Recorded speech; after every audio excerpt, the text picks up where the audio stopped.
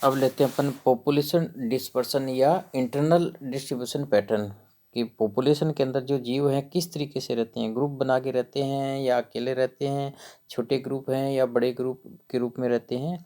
तो इसको अपन पढ़ेंगे। Dispersion is mode of distribution of individual with in A population के पॉपुलेशन के अंदर ये किस तरीके से रहते हैं।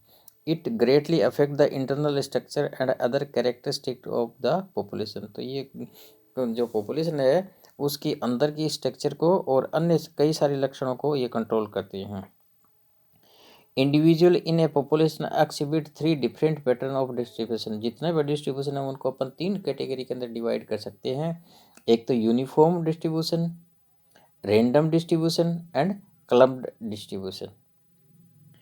तो सबसे पहले अपन यूनिफॉर्म डिस्ट्रीब्यूशन के बारे में बात कर लेते हैं। In the uniform pattern individuals are रफली और ऑलमोस्ट इवनली स्पेस्ड। तो इसके अंदर यूनिफॉर्म के अंदर मोटे तौर पे सब जंतुओं के बीच में बराबर की दूरी रहती है एक तरीके से।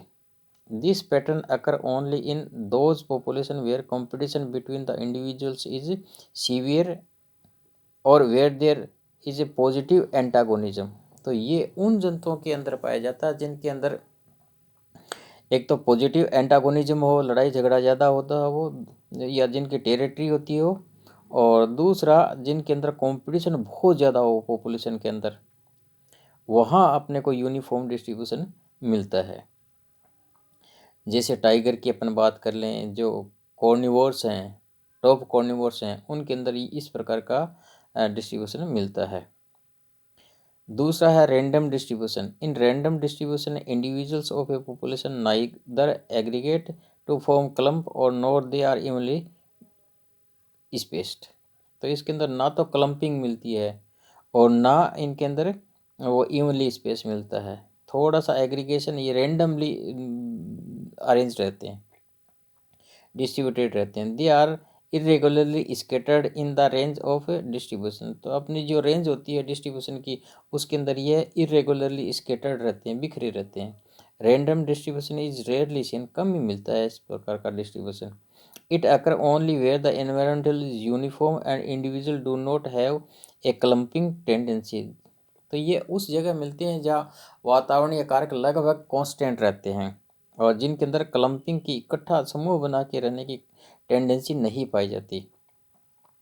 इट फॉलो द रैंडम और bell shaped distribution.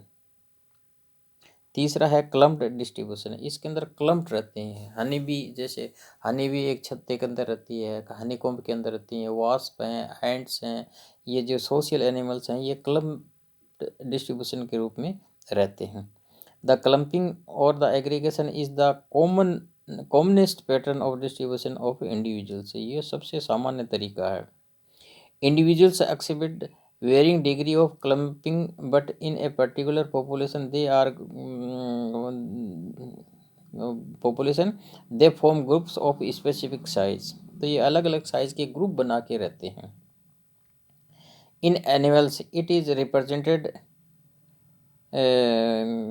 by pair and in plants by a vegetative clones। तो ये जंतुओं के अंदर तो पेयर्स के अंदर और इनके अंदर पौधों के अंदर ये क्लोन्स के रूप में पाई जाती हैं। The group could be same or of varying size and could be distributed randomly or the aggregated therefore the clump distribution could be of 3 type. इसको अपन फर्दर 3 भागों में डिवाइड कर सकते हैं, random clumped, uniformly clumped and aggregate clumped. All the 3 type of clumped distribution are found in nature. The clumping is caused by aggregation of individuals and depends upon the local habitat differences, daily or seasonal weather changes and reproductive process और last है social attraction. तो इन चीज़ों के कारण इनके अंदर clumping की tendency है वो पैदा होती है। लोकल हैबिटाट डिफरेंसेस, अगर लोकल हैबिटाट के अंदर डिफरेंस है ना, थोड़ी दूर में अगर हैबिटाट बदल रही है, वातावरणीय कारक बदल रहे हैं, तो क्लम्प जहाँ ऑप्टिमम कंडीशंस मिलती हैं वहाँ रहेंगे।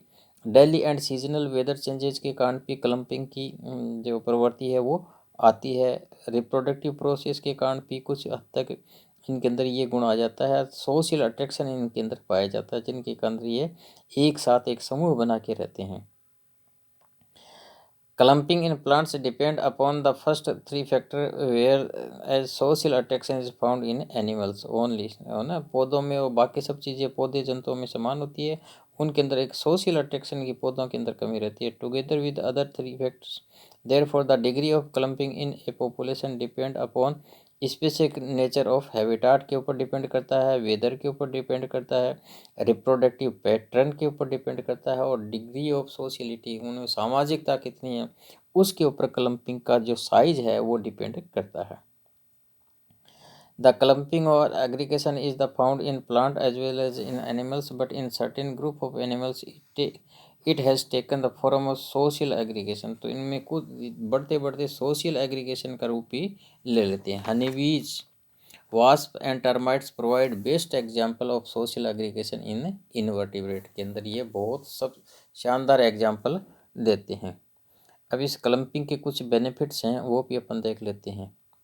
It reduces mortality in group during unfavourable period और during the attack by other organisms because the surface area exposed to environment is less in proportion to the mass। तो इसका पहला फ़ायदा है, ये जो अनफेवरेबल कंडीशंस हैं उनको ज़्यादा अच्छी तरीके से टाइड ओवर कर सकते हैं। अगर कोई प्रीडेटर है तो उसका मुकाबला कर सकते हैं। अगर वातावरणीय कारक हैं तो उनका सरफेस एरिया अगर ग्रुप में रहेंगे तो कम होगा। अगर अकेला रहे तो सरफेस एरिया सबका मिलाते हैं तो बढ़ जाता है, और ग्रुप में अगर हैं तो सरफेस एरिया है वो कम हो जाता है, जिससे जो क्लाइमेटिक फैक्टर्स हैं उनका प्रभाव कम हो जाता है। द ग्रुप में modify the micro climate of micro habitat, और ग्रुप है वो माइक्रो क्लाइमेट का, अपने आसपास का जो क्लाइमेट है उसको भी ये चेंज कर लेते हैं। जो माइक्रो हैबिटाट है, माइक्रो क्लाइमेट और माइक्रो हैबिटाट दोनों बदल जाती हैं इनके आसपास। A group of plant can withstand the action of wind और erosion effect better than the isolated individual. पौधों के अंदर देखें, अगर ग्रुप में पौधे हैं तो वो अगर तेज आंधी भी आ रही है तो उसको विदस्टैंड कर जाते हैं। अगर अकेला पौधा होगा तो वो टूट जाएगा, गिर जाएगा। अगर ग्रुप में है तो ये पौधे बच सकते हैं।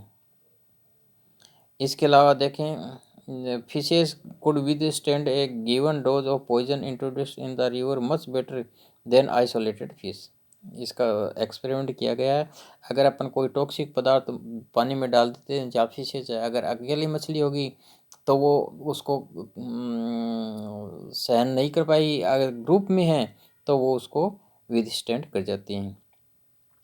It is also found that the isolated species was more resistant to the poison when placed in the water formerly occupied by a group of fishes than when placed in fresh water without fishes, because the mucus secreted by the fishes in their microhabitat। तो इसमें बताया गया है कि अगर अपन किसी मछली को ऐसे पानी में डालें जिसके अंदर पॉइजन मिलाया गया हो पर पहले से दूसरी मछलियों के द्वारा इनहिबिटेड हो, तो उस वातावरण के अंदर जो अपन नई मछली डालते हैं वो उसको सहन कर सकती है उस टॉक्सिन को। कारण कि जो म्यूकस पहले वाली मछलियों के द्वारा सेक्रेटेड किया गया है वो उसके माइक्रो हैबिटाट को बदल देती है।